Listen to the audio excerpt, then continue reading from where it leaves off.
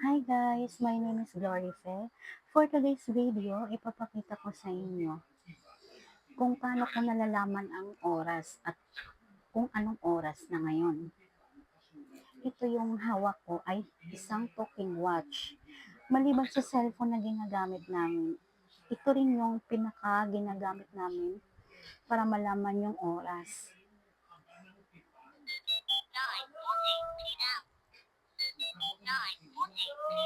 O, 9:40 p.m. na ngayon.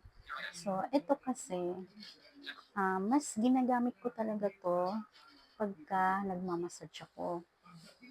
Dahil pipindutin mo lang siya para malaman mo yung oras. Pag sa cellphone kasi, medyo mahirap siya kasi isa-swipe mo pa or mag-install ka pa ng tell me the time. So, mas gusto ko pa rin itong talking watch. Pero depende po kasi pagka halimbawa naman, pag ang relo na to, hindi ko minsan sinusuot pag yung nag-ano ako. Halimbawa, ako ay nagta-travel.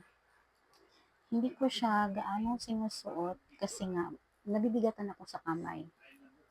Kaya pagka nasa travel kami, mas chine-check ko yung cellphone kung anong oras.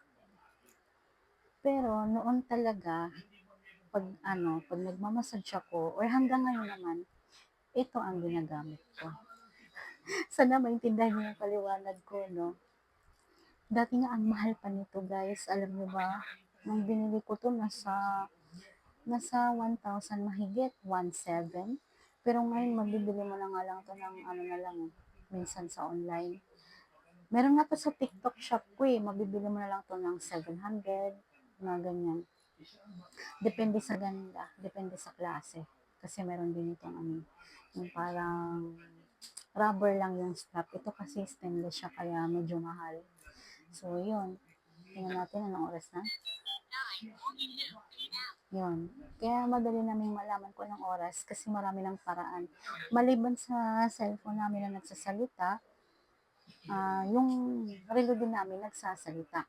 Dati nga, mangha pa ako dun eh. Meron pang relo na may braille. Kung alam niyo yung braille, yung kinakapa lang ng blind, yung mga dots, para malaman ng blind kung ano yung nakasulat. Yun. Kung alam niyo yung nasa elevator, yung ganyan, yun ang braille, yung nakasulat doon na up, tsaka down. Yan po yun. Yun yung mga dots na kinakapa namin para mabasa namin. Sa pagkakaalam ko nga, yung relong yun, malaki yun eh. Malaki yung pinaka-ano niya, yung pinaka binubuksan yun eh. Yung pinaka ito, yung ganito niya, yung takip niya, binubuksan yun. Tapos dun mo pinakapa kung anong oras. Ang galing nga ng ganong relo. So, dati daw, 5,000 daw yung ganon. Siguro nga mas mura na kasi mas marami na ang talking watch ngayon. Di ba?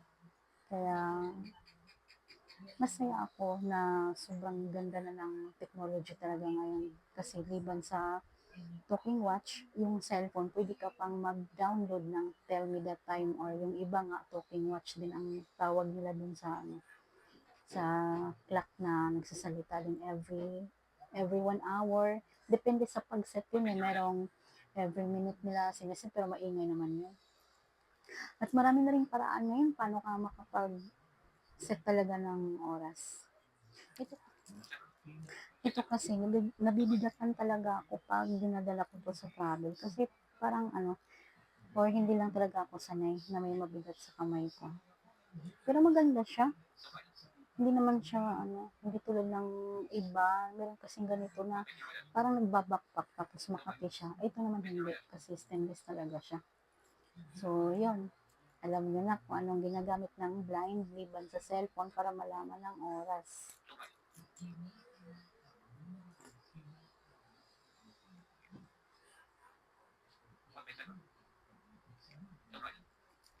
Guys, ito naman yung tinatawag na slate. Dito kami nagsusulat. Yan o. Yan, yung mga butas-butas dito, may mga bilang yan. Diyan kami nagsusulat or diyan namin tinatapat yung tinatawag ng stylus para makapagsulat. So, wala lang dito yung stylus ko kaya hindi ko masample.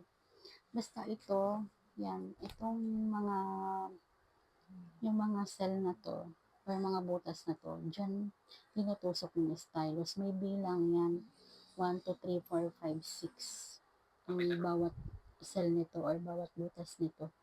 Lumilikha yan ng mga dots na magiging letra. Mababasa namin yan. Or nababasa namin pagka yan ay nasulatan namin. Yan, ganito siya. Yan, may nakalagay pa nga sa loob na papel.